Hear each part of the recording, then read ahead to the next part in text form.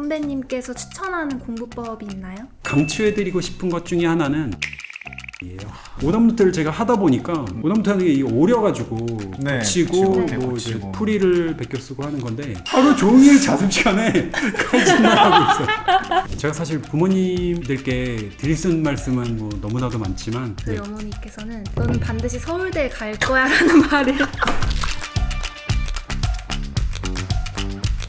이제 본격적으로 공부법에 대해서 좀 심도 있게 이야기를 나눠보려고 하는데요. 20년간 학생들을 멘토링하면서 선배님께서 추천하는 공부법이 있나요? 풀어볼까요? 제가 뭐 공부법이면 2박 3일 뭐 밥도 안 먹고 할 수 있습니다. 뭐 제가 강추해드리고 싶은 것 중에 하나는 백지복습이에요. 들어보셨나요? 굉장히 유명한 공부법. 사실 백지복습도 제가 처음 이렇게 알리기 시작했는데 물론 저보다 더 먼저 하신 분이 있을지 모르겠는데 일단 제가 너무 많이 알리고 다녔거든요. 네. 왜냐면 정말 초등학생, 중학생, 고등학생 상관없이 다 할 수 있으니까 너무 간단하잖아요. 네. 준비물 그냥 백지 하나고 이제 공부했던 거를 백지에다가 생각나는 대로 써보는 거고 못 적는 게 있으면 확인하면서 뭐 색깔 있는 펜으로 이제 적어보면서 그 못한 것만 또 백지에다가 한 번 정도는 적어보면 좋잖아요. 그래서 실제로 이걸 정말 잘 활용하는 학생들은 그날 수업 시간 들은 내용을 다 백지 복습하거든요.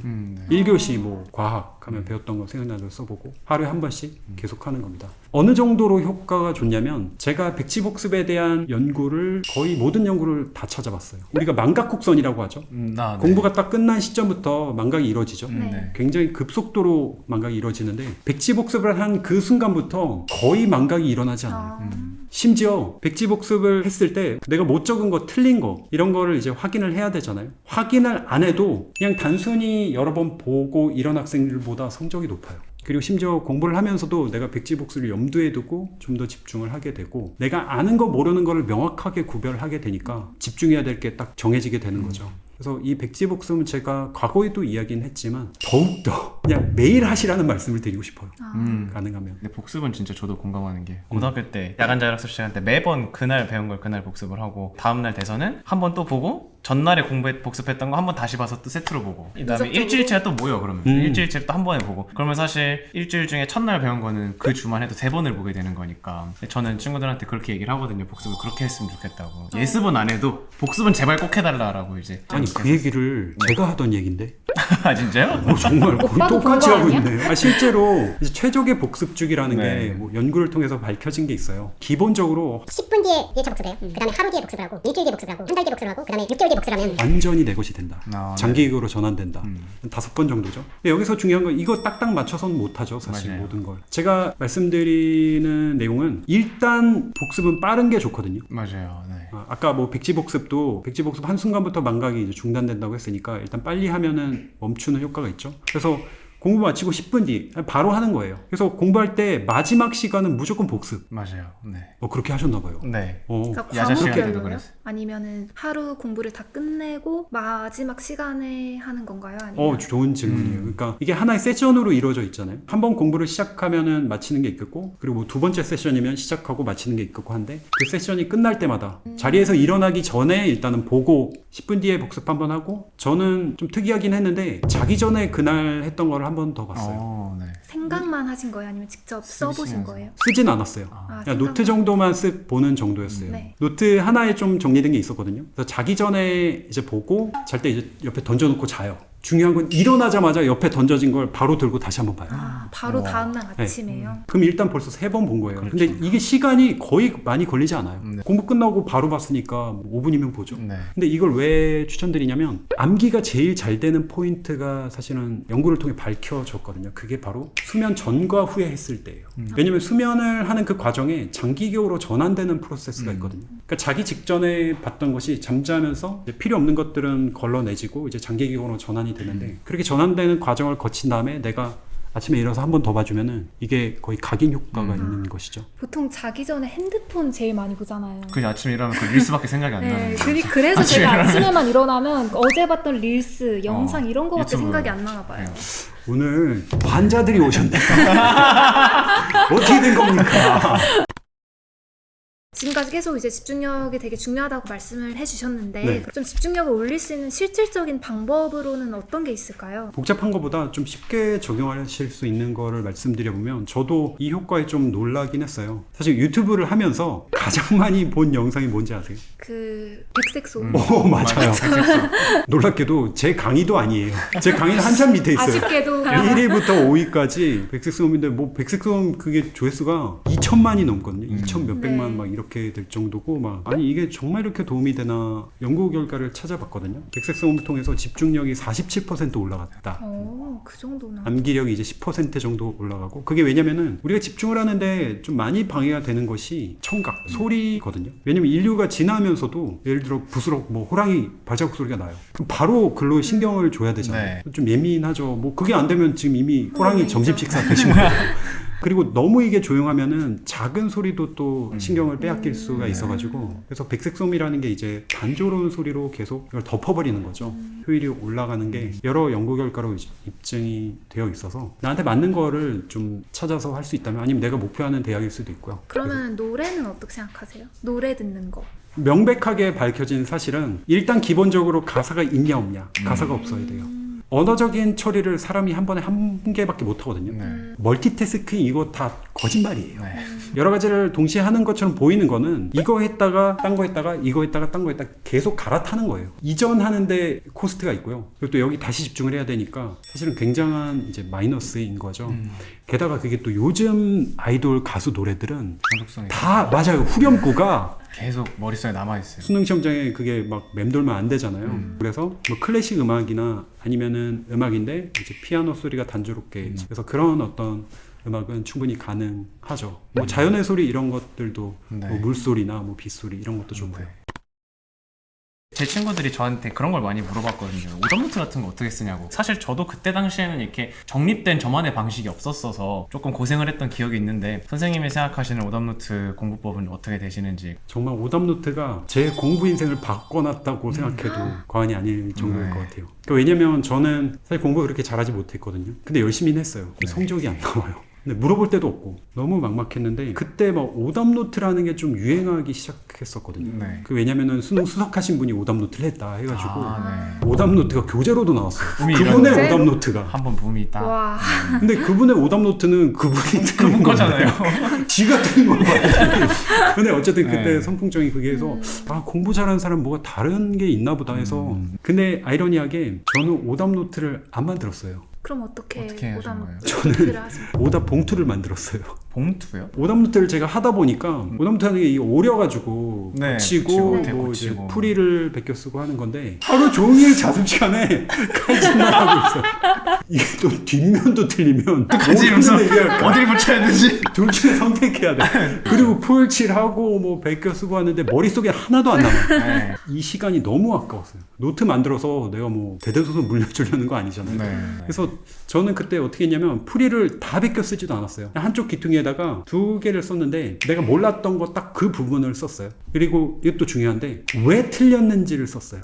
내가 잘못 생각했던 거. 그대로 놔두면 똑같은 실수를 또 반복하거든요, 사람은. 그래서 그 두 가지를 한쪽 귀퉁이에 쓴 다음에 쓱쓱 내 귀퉁이에 올린 다음에 봉투에다 그냥 다 잡아 넣었어요. 아, 네. 그래서 그 봉투에서 꺼내서 최대한 여러 번 봤어요. 그래서 저는 만드는 시간은 최소화. 그러니까 저는 그 목적을 잘 기억하셨으면 좋겠어요. 반복해서 보려는 거기 때문에 그 목적만 달성할 수 있다면 뭐 봉투든 뭐 오답 바구니건 뭐 네. 뭐든 다 가능한 거죠. 자기한테 맞는 방법을 찾는 게 좀 우선이겠네요. 아, 네. 네, 공부법 이야기를 많이 했는데 많은 분들이 좀 도움이 되었으면 좋겠다는 생각이 들고 이제 쓰신 책에서 우리 모두는 부모님 없이 홀로 서야 할 날을 맞이할 것이다 라는 네. 이제 말씀을 해주셨는데요.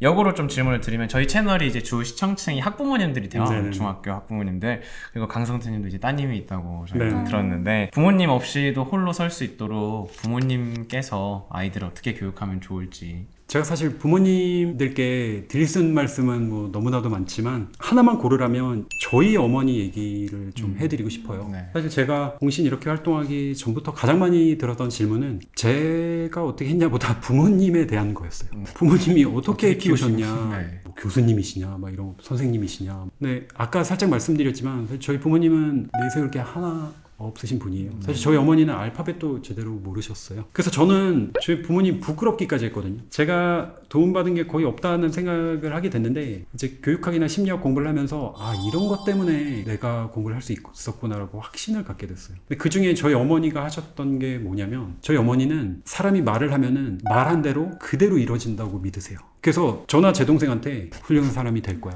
성태 넌 훌륭한 사람이 될 거야. 제가 이 얘기를 정말 뭐 100번, 1000번이 아니라 한 10,000번 들은 것 같아요. 이거 진짜 한 10,000번 됐잖아요. 어떻게 되는지 아세요? 짜증이 나요. 감동적인 얘기가 나올 줄 알았는데. 계속 들으니까 잔소리같이 느껴지기도 하고 네. 너무 듣기 싫었는데 근데 이게 사람이 계속 들으면은 정말 그렇게 믿음이 생겨요. 이게 공부를 할 때 어떻게 적용이 됐냐라고 하면은 당연히 뭐 모의고사 풀고 나오면 틀린 문제가 생기잖아요. 기분이 어때요? 뭐 나쁘고 불안해지고 네, 맞아요. 이제 다 끝난 것 같고 근데 저는 네. 기분이 좋았어요. 왜냐면 이 문제가 수능에서 내가 처음 만났으면은 네. 얄짤없이 틀렸을 텐데 지금 만났으니까 지금 이거를 머릿속에 넣고 가서 그냥 벌써 3점 건진 거예요. 근데 적지 않은 친구들은 그런 믿음이 사실은 굉장히 부족했거든요. 그러니까 이게 불안해지고 우왕좌왕하고 근데 저는 끝까지 정말 마지막 순간까지도 흔들리지 않고 부족한 부분을 채워 나갈 수 있었거든요. 그래서 저는 그게 제가 원래부터 강하게 태어났다 그렇게 전혀 생각되지 않아요. 저 자체는 너무나도 나약한 인간인데 감사하게도 저희 어머니께서 계속해서 뭐 훌륭한 사람 물론 제가 전혀 훌륭한 사람 된 거 아니고 너무나도 부족하지만 그런 어떤 믿음이 저 안에 굳건하게 있었고 확신이 있었기 때문에 성공을 할 수 있었던 거였라서 지금 보고 계신 학부모님들께는 자녀분들께 이런 식의 이야기를 꼭 해주시기를 저는 정말 간청드리고 싶습니다. 저도 선배님 말씀 들으면서 좀 놀랐는데 저희 네. 어머니께서는 너는 반드시 서울대에 갈 거야 라는 말을 중학생 때부터였나? 응용편인가? 교야 너가 아니면 누가 가겠어 서울대를. 야. 엄마가 보니까 너 같은 애들이 서울대를 가더라 이런 말을 항상 해주시니까 흔들릴 때마다 뭔가 하나의 한 줄기 믿음이 생기더라고요. 네, 왜냐면 네, 그렇죠. 누구보다도 제가 의지하고 있는 어른인 부모님께서 저한테 그런 말을 해주시니까 가장 강력한 믿음이 제 마음속에 생길 수밖에 없었던 거죠. 그래서 저는 야. 그게 진짜 고등학교 그리고 대입 치를 때까지 정말 큰 버팀목이 되어줬던 것 같아요.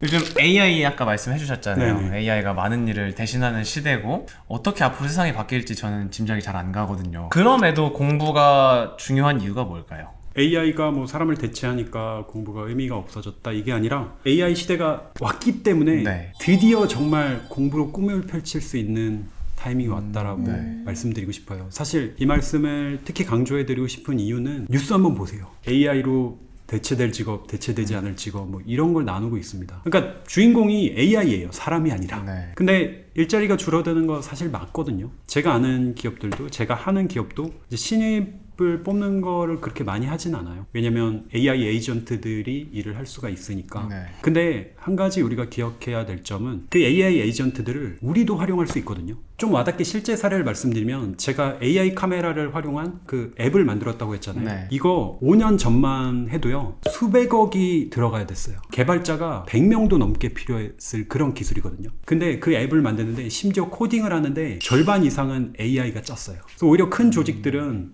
빠르게 변화할 수 없지만 우리가 작은 그룹이나 아니면은 개인들이 할 수 있는 역량은 너무나도 많아졌어요. 꿈을 펼칠 수 있는 시대가 왔어요. 저는 그렇게 믿는데 근데 이런 기회를 잡는 사람들이 누구냐? 제 주변에도 지금도 그런 AI 기술을 활용해서 큰 돈을 버는 사람들이 있거든요. 하나같이 공부를 미친 듯이 했던 사람들이에요. 그러니까 당연히 지금 뭐 일주일이 멀다 하고 새로운 툴들과 기술들이 쏟아지고 있는데 새로운 내용을 내가 학습하고 그걸 내 것으로 만들고 그걸 실제 적용하고 이런 것들은 사실 공부랑 다르지 않습니다. 수학 개념을 예를 들어 배워요. 개념을 내 걸로 이해하고 실제 문제에 활용하고 그런 과정이랑 크게 다르지가 않거든요. 그래서 지금 학생 여러분들이 하고 있는 공부는 AI 시대에 당연히 사용이 될 수 있다는 거예요. 이 AI 시대가 도래한 것을 오히려 위기가 아닌 기회로 보라고 말씀을 하시는 것 같은데 그러면은 이 AI 시대의 학생들이 갖춰야 될 역량은 무엇일까요? 정확히는 역량보다는 어떤 마음가짐이나 자세를 좀 말씀드리고 싶거든요. 네. 이 질문 한번 드려볼게요. 제 직업이 뭐죠? 인플루언서. 아니, 학생들에게 많은 선한 영향을 끼치시는. 슈누님 그 선배에게 관심을 좀 가져주세요. 아 맞아요. 다 맞는 말씀이거든요. 근데 저는 직업을 꿈으로 삼아본 적이 없어요. 제 직업을 물어보는 분들이 계세요. 네. 뭐 하는 분이냐 하면은 저도 사실은 뭐라고 정의 내리기 쉽진 않아요. 당연히 뭐 강사가 될 수 있겠죠. 그리고 뭐 유튜버, 100만 유튜버 한때는 방송을 진짜 연예인보다 많이 나갔으니까 방송인, 랩도 랩이요? 네. 왜 웃으시죠? 아직 말이 끝나지도 않았는데 랩 음원을 냈어요. 검색하면 나옵니다. 근데 제 안 믿을 것 같아요. 배경음악으로 깔리고 있을 수도 있어요. 네. 찾지 마세요. PD님 어디 가세요? 제가 이렇게 많은 거를 했지만 직업이 없었어요. 하지만 저에게는 꿈은 있었죠. 근데 그게 하나의 문장이었어요. 빈부와 지역에 상관없이 모든 학생들에게 멘토 한 명씩을 만들어준다. 네. 문장은 있었지만 어떤 특정 직업으로 국한시켜 놓진 않았어요. 그러니까 제가 이 학생들에게 도움이 된다 하면은 사실 공대생이고 발표하는 거 말도 더듬던 사람인데 강의를 하기 시작한 거고 뭐 소셜벤처에 도전하고 더 많이 알려주려고 유튜브를 2007년부터 했거든요. 그리고 앱을 만든 것도 사실은 제가 개발자가 아닌데 이 꿈 때문에 한 거거든요. 이 말씀을 드리는 이유는 앞으로 시대는 사실 아무리 전문가도 명백히 어떤 직업이 뭐 대박이 난다 안 된다를 예측하기가 쉽지 않습니다. 그런 상황에서 직업이 생겨나기도 하고 없어지기도 하고 그러거든요. 근데 생각해보세요. 어린 시절부터 내가 예를 들어서 어떤 특정 직업만을 가지고 달려왔다. 그 직업이 갑자기 어느 날 대체가 된다거나 국면이 바뀐다거나 한다면은 그거로 인한 상실감은 너무 클 거예요. 하지만 이렇게 하나의 문장으로서 나에게 주어진 어떤 사명과 비전을 생각한다면은 계속해서 꿈을 펼쳐나갈 수 있거든요. 어떤 직업적인 목표를 가져서는 안 된다는 말씀을 드리는 건 아니에요. 네. 어떤 중간 목표일 수도 있고 직업을 하면은 바로 내가 이제 그려지는 게 있으니까 필요하긴 한데 그게 궁극적인 나의 어떤 비전이나 사명이 되기는 어렵다는 거죠. 네. 그쵸. 고등학교 때 생기부 쓸 써야 때도 되니까. 무조건 꿈을 이제 직업을 써야 되는 란이 있잖아요. 이제는 거기에 직업이 아니라 자기의 비전을 쓰는 걸로 바뀌었으면 좋겠네요. 너무 좋은 생각인 것 같아요. 학부모님들이 영상을 보신다면 너무 하나에 가둬두진 않으셔도 좋을 것 같다는 생각을 하게 됩니다. 이 친구들이 분명 좋아하고 하고 싶은 게 다 있을 텐데 그거를 몇 글자 되는 그 직업 안에 가두는 게 맞나라는 생각이 들었었는데 선생님 말씀 들으니까 아이들이 조금 더 넓은 사고를 할 수 있으면 그런 마인드를 가지고 시대를 살아가면 더 잘 살아갈 수 있지 않을까라는 생각이 들어요.